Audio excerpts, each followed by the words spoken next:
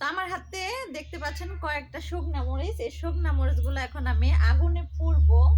এর জন্য আমি একটু আগুন উঠিয়ে নিতেছি একদম। ওয়াও,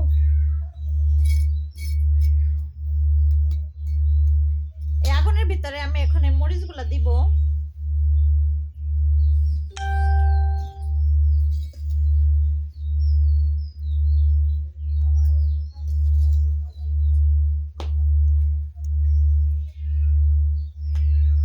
এদি ঠুস ঠাস ফুটে, আমি ভয় পেয়ে যাই।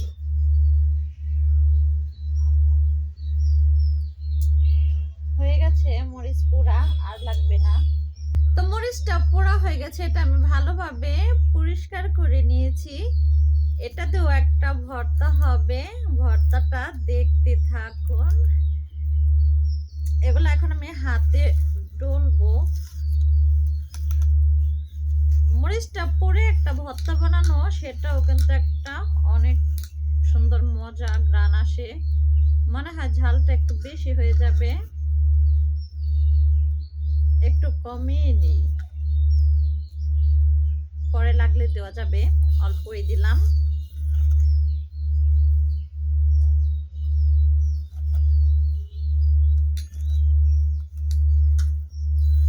তারপরে দিয়ে দিলাম পেঁয়াজ, এখন দিয়ে দিলাম ধনিয়া পাতা। এটাকে ভালোভাবে মাখলাম।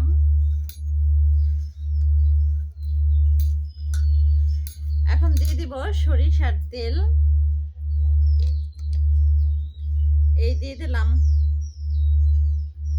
খাঁটি সরিষার তেল। এটার মধ্যে এখন কি মিক্স করি দেখতে থাকুন। এটার মধ্যে দিয়ে দিলাম এখন এই টমেটো।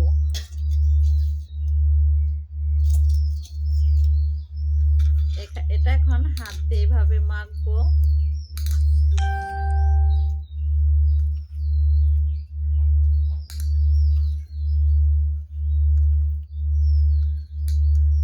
আমি তো লোভ সামলায় রাখা পারতেছি না, কতক্ষণে এটা দিয়ে আমি ভাতটা খাবো।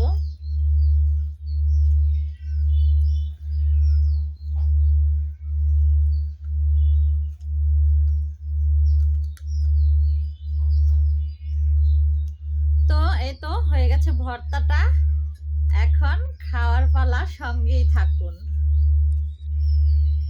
তো অনেকটা সময় ধরে রান্না করলাম, এখন আমি খেয়ে দেখবো কেমন হলো রান্নাগুলা।